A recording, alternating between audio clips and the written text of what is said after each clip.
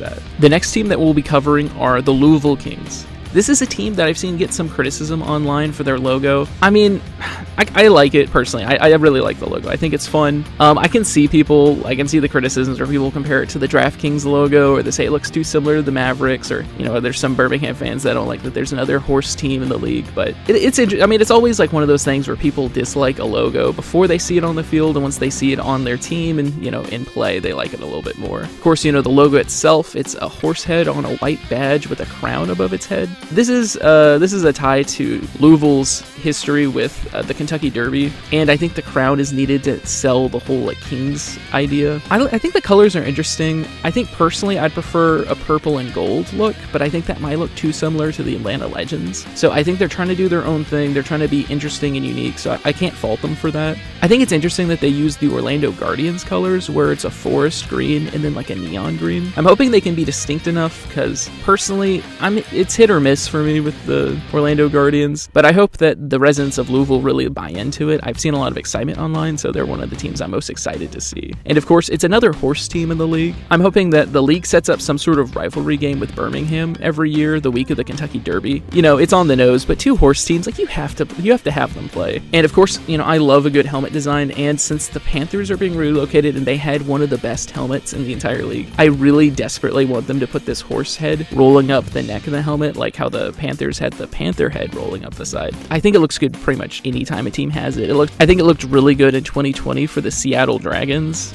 It just, you know, it's too good to not have, and it's just a solid look. So hopefully they go for that.